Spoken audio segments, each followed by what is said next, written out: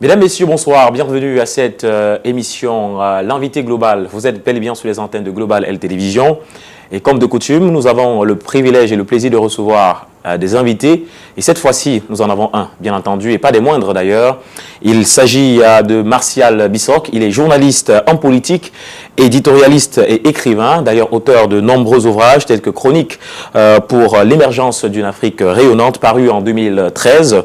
L'Afrique et son cancer du côlon, paru en 2015. Et le dernier essai de ce dernier, La France et nous, dans lequel il s'interroge, bien entendu, sur la place accordée aux enfants français originaires d'Afrique et dans lequel il se demande s'ils sont étrangers ou s'ils se sentent étrangers dans leur propre pays, pour reprendre ces mots. Mesdames, Messieurs, il est avec nous sur le plateau. C'est un plaisir, je le disais tout à l'heure. C'est un privilège d'ailleurs. Bonsoir et bienvenue, Martial Bissok. Bonsoir, mon très cher Pythagore, et vous êtes très bien dans votre costume de présentateur attitré. Merci beaucoup. Merci surtout à vous d'avoir accepté notre invitation et d'avoir accepté de vous exprimer dans le cadre de cette émission L'invité global. C'est le devoir, et je profite pour saluer le personnel, pour saluer le directoire et les promoteurs. Le directoire, c'est-à-dire Max Amadou, et puis les promoteurs voilà, qui ont eu l'ingénieuse idée de mettre sur pied ce bijou télévisuel. En tout cas, les remerciements, ou alors les félicitations sont arrivées à qui de droit. Merci d'être avec nous.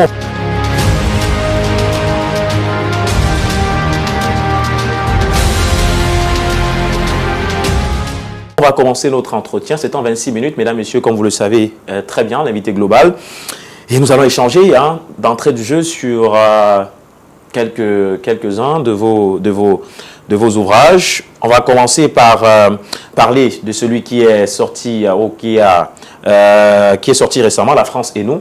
J'ai situé tout à l'heure le contexte de cet ouvrage-là. Est-ce que vous n'avez pas le sentiment que la question, parlant de cet ouvrage, que la question de l'intégration des Africains en France, précisément, est plus une préoccupation de l'élite ou de l'intellectuel? Mais écoutez, quand on écrit un livre, c'est pas juste pour cette petite fenêtre-là. En réalité, que les enfants de France ne se sentent pas français ou pas parce qu'ils sont noirs ou jaunes, c'est pas un sujet.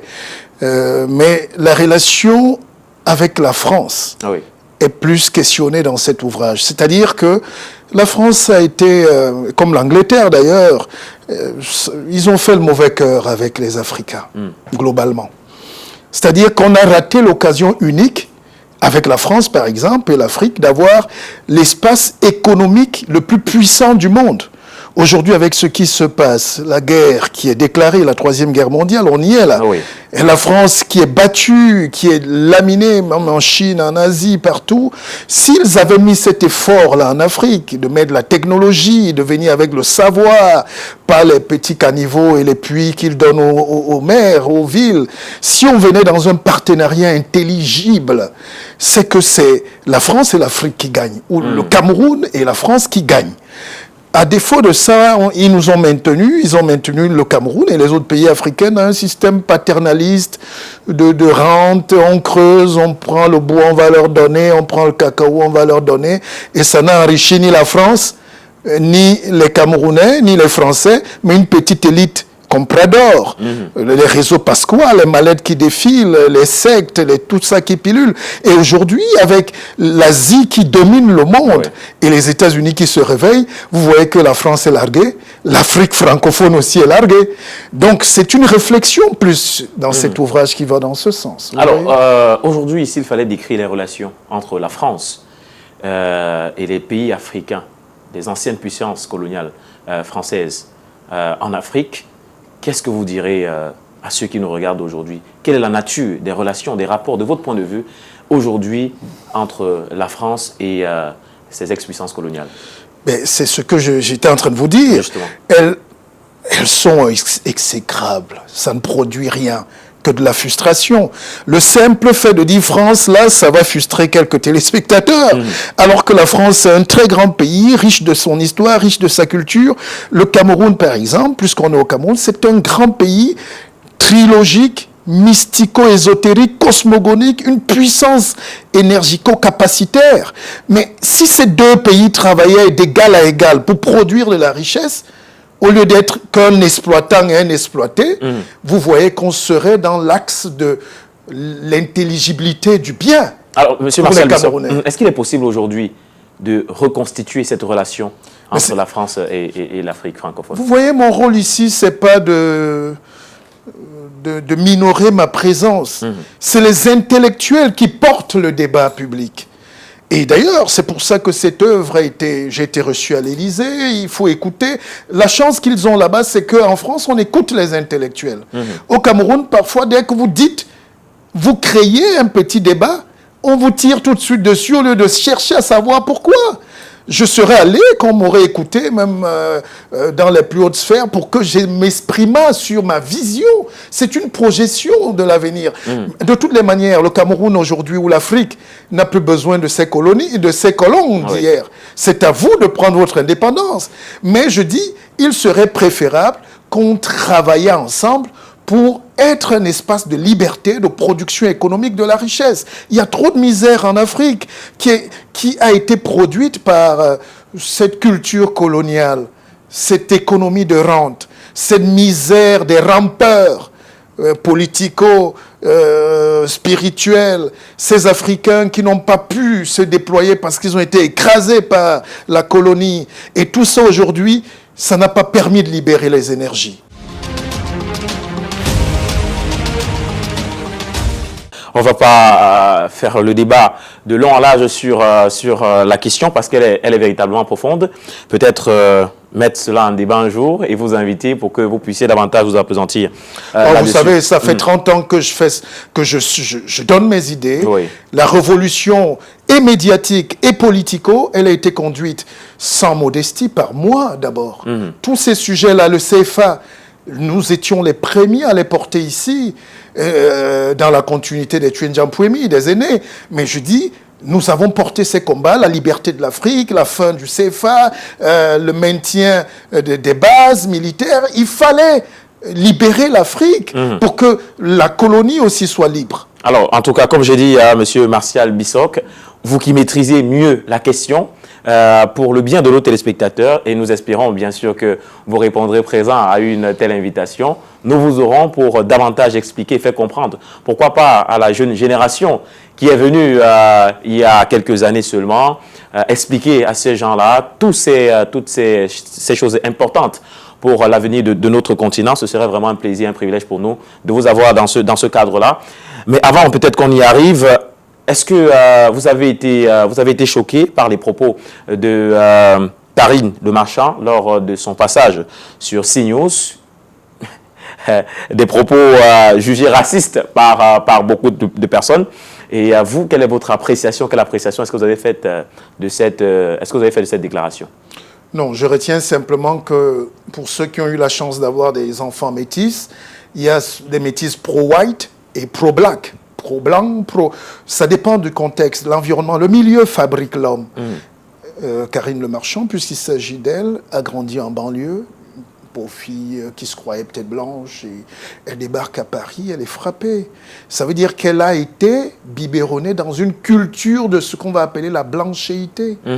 Et elle ne savait pas. Vous savez, ce n'est pas de sa faute. Ne jugeons pas les conséquences, regardons les causes. Beaucoup d'Africains sont battus dans leur complexe, ne s'assument pas. C'est pour ça que les gens se décolorent la peau. Regardez la plus belle peau du monde. Vous avez les plus beaux cheveux du monde.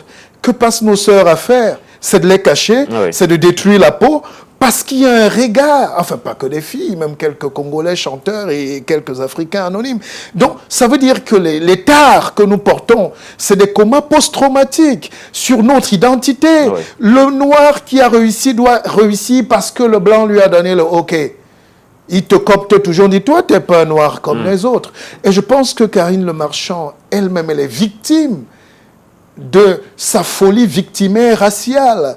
Donc, vous voyez que je ne peux pas condamner. Je peux juste comprendre, mais expliquer quand même que c'est grave. Parce que, d'ailleurs, j'ai connu une fille, un enfant en Suisse qui disait, quand on lui disait qu'elle était noire, elle disait non, je suis chocolat. Parce que pour elle, noir, ça faisait peur. Ah ouais. On se croirait encore en 58 dans les combats de l'avenue Sautintote. Et pourtant, Césaire l'a décrit.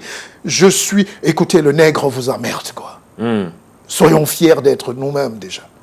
La spiritualité, c'est d'être soi-même. Oui. La spiritualité, c'est d'être aligné sur ses valeurs, ses principes, sa culture. Même si on va chercher le bonheur ailleurs, même si on a des ailes pour parcourir le monde, les racines doivent s'enfoncer. Or, les enfants comme Karine Le Marchand, son père est burundais, mais elle est sans base. C'est ce qui arrive aux Noirs américains, ils ne savent pas qui ils sont. C'est pour ça qu'ils n'ont pas de socle. L'Afrique est le seul continent où chacun est un régime de banane. Ah ouais. Chacun a son territoire. Les Bamileke parlent souvent de Ndap, comme les Bassa d'ailleurs. Le Ndap, c'est la même signification, c'est-à-dire ton patronyme, ta maison, ton liten, ta souche spirituelle. Et c'est ça qui manque à nos enfants, souvent métis ou même pas, ou noirs simplement. Alors, comment faire parlant de ces enfants-là que vous avez décrits aujourd'hui, comment faire pour que ceux-ci arrivent à reconstituer leur identité en tant que Noirs, leur identité en tant qu'Africains? Mais déjà être fier, si même déjà en Afrique, quand il y a des télévisions, vous passez les 3/4 de temps à diffuser les novellas, la culture des autres, les gens finissent par intégrer que les bisous, la beauté, les chiens qui sont gros et beaux sur les belles moquettes, les belles musiques, les embrassades, c'est pour les autres. Et nous, c'est le malheur. Et vous savez, on dit vae victis, malheur aux vaincus. Les vaincus ont la malchance de n'être rien dans ce monde. Et si on continue à se regarder sous le regard de la colonisation, l'esclavage, les pleurs, la misère économique, alors que Dieu vous a tout donné, mais comment vous pouvez avoir Oumyobé? Enfin, j'allais dire même un truc. On ne peut pas avoir une culture oumyobesque. Et puis nous allons chercher les paradis à Bethléem, à Jérusalem. Vous savez, j'ai beaucoup d'amis juifs et je vois comment ils sont attachés à leur souche. Ils savent qu'ils sont le peuple élu, mais eux, ils le savent. Mais quand un noir lui dit que c'est les juifs qui sont le peuple élu, quand lui-même il est noir, mais il dit que c'est les autres, le peuple élu, et il va tous les dimanches prier pour que Abraham soit plus beau et qu'on bénisse le peuple élu. Vous ne voyez pas qu'il y a encore il y a trop de problèmes en Afrique, il y a trop de barrières mentales. Et c'est ça notre maladie. Il est question aujourd'hui de balayer tout cela, mais est-ce que ça sera facile? Est-ce que le message sera entendu? Parce qu'il y a aussi une nouvelle génération qui monte, il y a de nouveaux Africains qui sont en train de monter. Comment faire pour que ce message-là ne soit pas entendu par ceux-ci? Oh, vous savez, ça fait 30 ans que nous, on est monté au créneau. Ça ne change pas. Vous savez, pour qu'un peuple soit civilisé, pour qu'un peuple cesse de faire mixion au bord de la rue ou de bien jeter les papiers, ça peut faire 50 ans, me disait un ami. Donc, nous avons un travail énorme. Vous êtes plus jeune, prenez vos responsabilités, continuez d'enseigner, continuez de développer, continuez d'instruire. Ça bloque, là. Vous savez, moi, j'ai un très bon chien, Mickey. Même quand je détache Mickey, il reste attaché, là. Il croit qu'il est toujours attaché. Il tourne, il revient là où il est attaché, alors qu'il est détaché. Je n'ai pas l'outrecuidance de comparer un animal à un humain. Justement. Mais je dis qu'il y a des atavismes qu'on développe. 400 ans, être enchaîné au poteau, martyrisé, torturé, on ne sort pas de là indemne. Et tous les nègres qui ont essayé de dire aux gens, levez-vous, libérez-vous. Qu'est-ce qui empêche, par exemple, le Cameroun de produire ses propres voitures, ses propres satellites, ses propres bûchettes d'allumettes? Vous savez qu'avec une seule bille de bois, on fait 1 milliard de cure-dents. Mais vous voyez qu'on coupe encore le bois aujourd'hui avec la boue, les racines. Même laver le bois, on est incapable. Et puis on envoie depuis au port du Havre. Parce que le noir ne veut pas assumer sa liberté. Il n'y a pas de liberté économique sans liberté politique et sans liberté spirituelle. Or, les Africains demandent la liberté économique. Nous voulons l'emploi, nous voulons l'argent. Mais ils ne veulent pas la liberté spirituelle qui est le fondement de la liberté économique. Vous voyez ce qui se passe aujourd'hui dans cette guerre mondiale qui est déclarée, c'est une bataille de civilisation. un monde musulman, islamo, voilà, et puis un monde judéo-chrétien. C'est tout.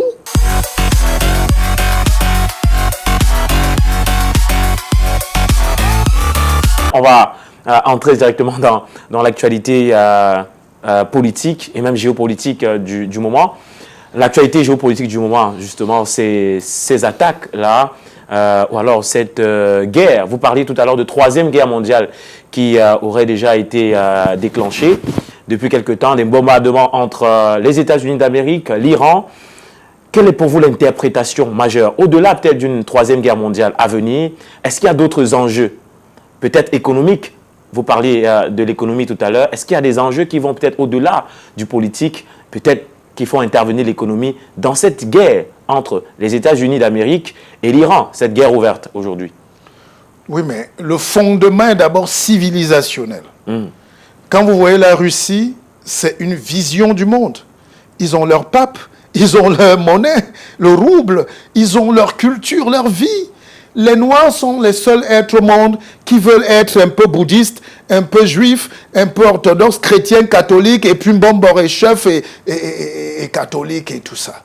Dans la vie, il faut avoir une vision claire.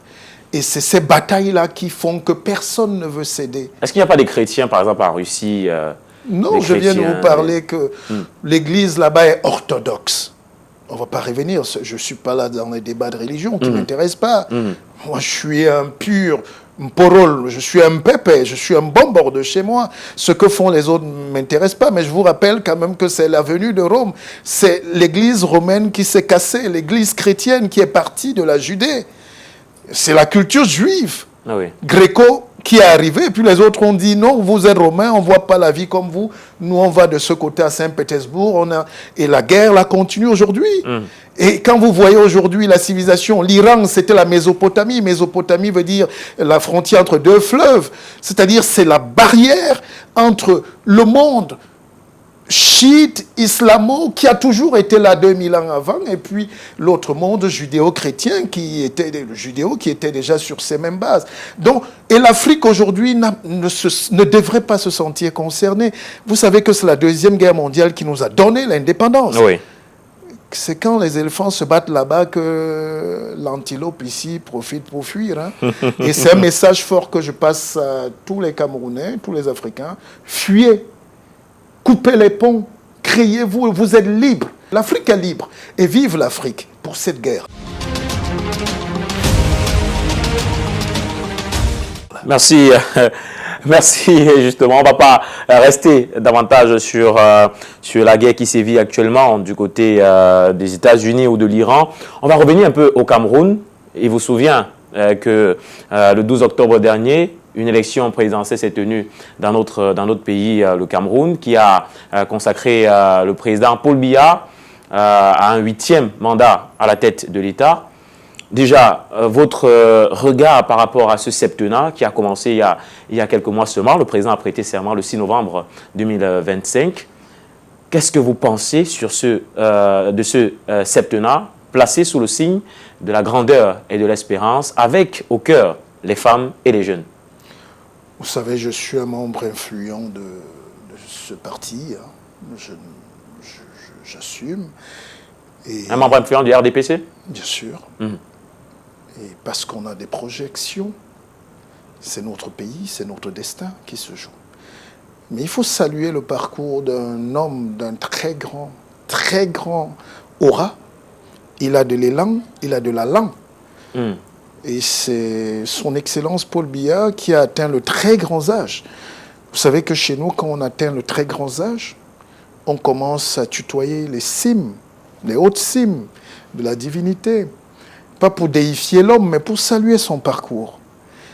On ne juge pas un homme politique, on laisse l'histoire et on laisse Dieu faire. Mais Paul Biya a eu de la très grande tempérance. Il avait, quand il arrivait en 82, une vision claire de ce pays, parfois trahi par les hommes, les équipages. C'est peut-être le reproche qu'on pourrait lui faire. Mais bon, à la fin, on sait quand même que il a fait le maximum pour conduire le pays. Et quand vous regardez la situation des Camerounais actuellement, vous justifiez la gouvernance pendant près de 43 ans du président Paul Biya comme étant peut-être une trahison par les personnes qui l'entouraient? Est-ce que c'est suffisant pour justifier la situation que vivent les Camerounais actuellement? Vous savez, je sais que ça va débattre. C'est normal. Mais Paul Biya, certainement, il a fait confiance, ou même trop, à certains apparatchiks. Il ne revient pas à moi de sanctionner ou de juger. Beaucoup sont allés en prison. Oui. Beaucoup ont payé. Beaucoup sont ressortis là tout goguenard. Mais en ayant écrasé la fortune des Camerounais, ils ont mangé des milliards des Camerounais. Et ça, ils devraient rendre gorge, comme le président lui-même a dit.